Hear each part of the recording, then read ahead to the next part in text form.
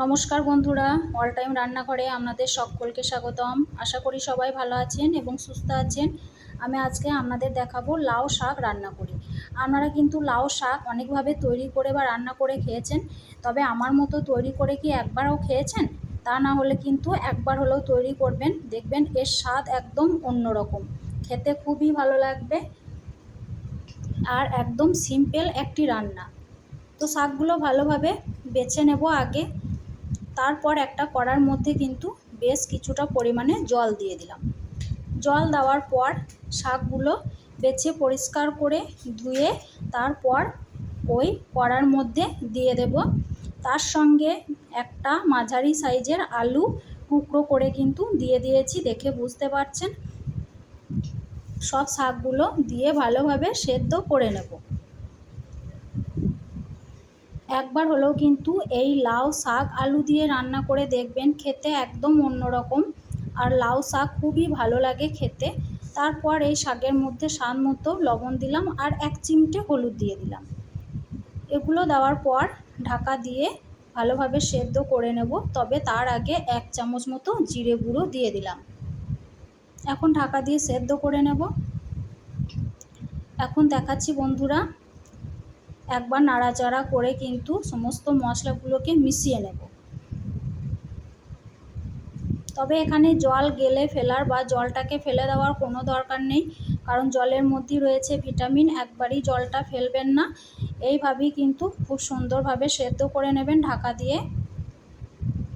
এখন খুব সুন্দরভাবে সেদ্ধ হয়ে গেছে, দেখে বুঝতে পারছেন। আর জলটা কতটা মরে এসছে। এই অবস্থায় কিন্তু আমি বন্ধ করে দেব আর আলুগুলোকে একটু ম্যাশ করে দেব।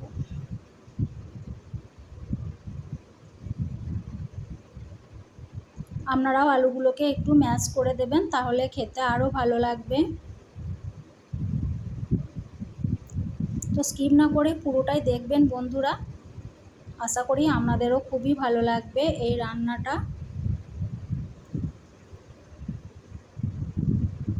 এখন আমি গ্যাসের ফ্লেমটা অফ করে এটাকে অন্য একটা পাত্রের মধ্যে ঢেলে নেব।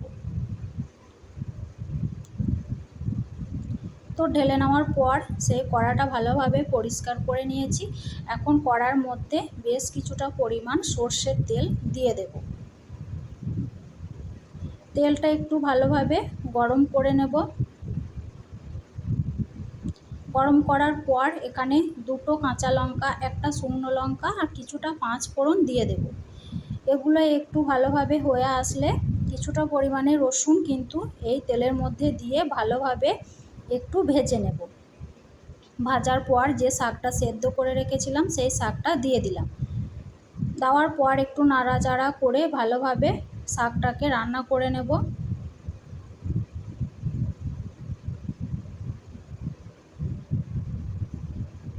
তারপর এখানে আমি একটু স্বাদ মতো চিনি দিয়ে দিলাম। চিনি দেওয়ার পর ঢাকা দিয়ে দেব। এখন শাকটা কত সুন্দরভাবে হয়ে এসছে, দেখে বুঝতে পারছেন।